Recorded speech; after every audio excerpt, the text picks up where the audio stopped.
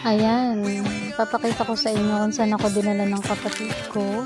So, nasa East Ridge kami dito.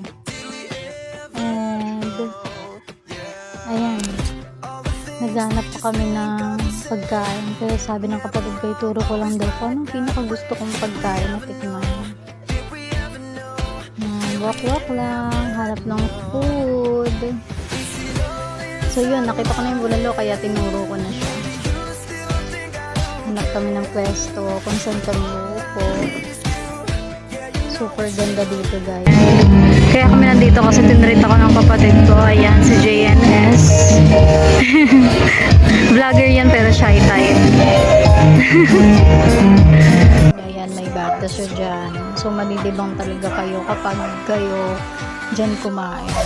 Kasi ang ganda ng view tapos may banda pa.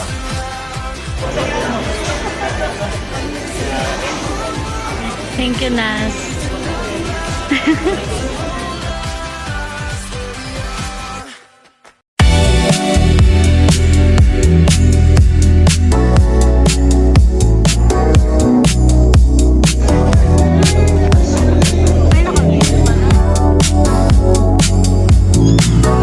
Ayan guys, kung makikita nyo dyan sa part ng video na to, andyan yung half moon. So, tuwa talaga ako dyan, kaya talagang binibidyoan ko. And then, ayan, sinabihan ako ng kapatid ko na maggala-gala muna ako. So, tuwan-tuwa ako sa city lights, kaya binibidyoan ko na din siya para maging part siya ng aking vlog.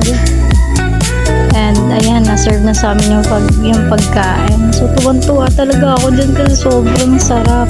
Yun nga lang, syempre, pahirapan sa pag-cut ng beef kasi nga matigas siya ng konti.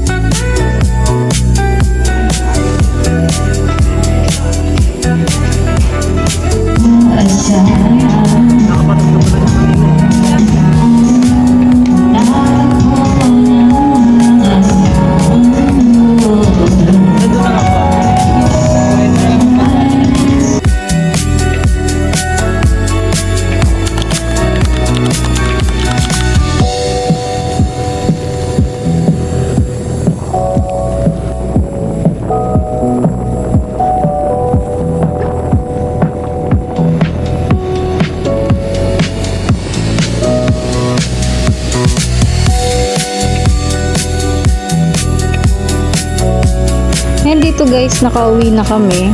And sayang hindi ko na-record yung part na tumatahol at umiiyak yung mga aso namin. Talagang kinakalampag nila yung pinto. So yan, parang 5 years kami nawala.